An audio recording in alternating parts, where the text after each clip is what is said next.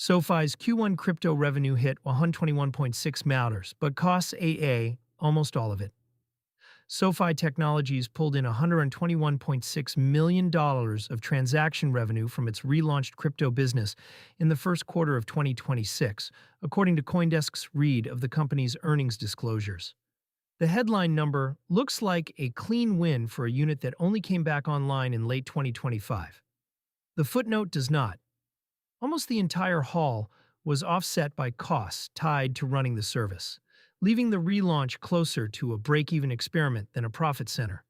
For a public lender that tied the relaunch to its bigger digital asset roadmap, including the SoFi USD stablecoin on Solana, the gross versus net gap is the part the market will want, explained on the next call.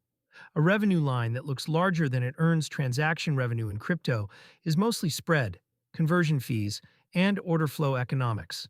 SoFi reports the gross take, then nets out the cost of liquidity, market maker rebates, custody, blockchain fees, KYC and compliance overhead, and the engineering load of running the platform. CoinDesk's reporting indicates that after those layers, very little of the $121.6 million reached the bottom line in Q1. That pattern is familiar to anyone who has tracked retail brokerages bolting crypto onto an existing app. The first quarters after launch are dominated by infrastructure spend and aggressive pricing meant to attract users. The economics improve later if they improve at all, once volume covers the fixed costs. Context for a relaunch. Not a launch, SoFi paused its crypto product in late 2023 as part of the conditions tied to its bank charter approval. The relaunch in late 2025 came after federal banking regulators softened guidance on crypto activity for chartered institutions.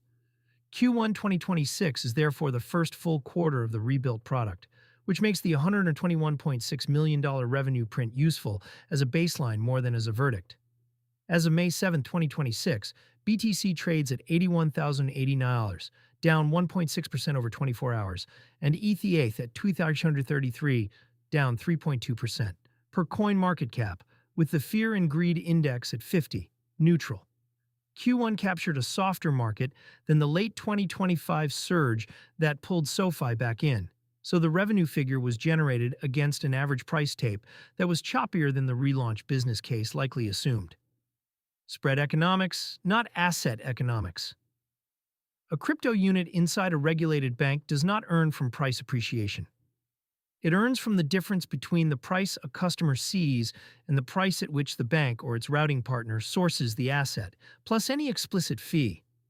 Industry estimates put retail crypto spreads in a wide band, often 50 to 150 basis points per round trip, before any explicit commission.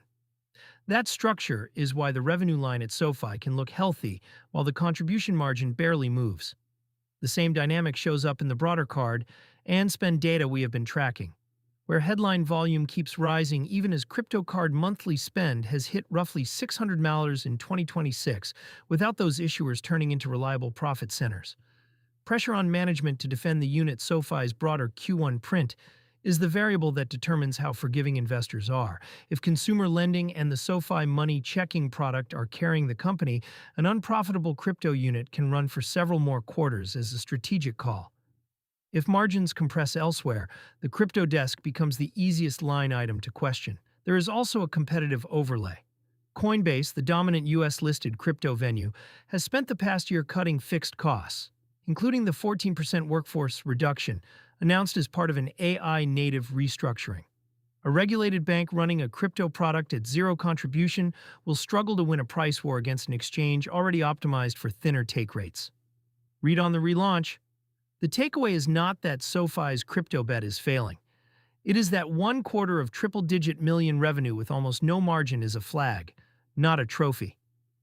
Investors will want a path to positive contribution by the second half of 2026, plus a clean explanation of how SoFi USD revenue, custody fees, and any tokenization product fit into that path.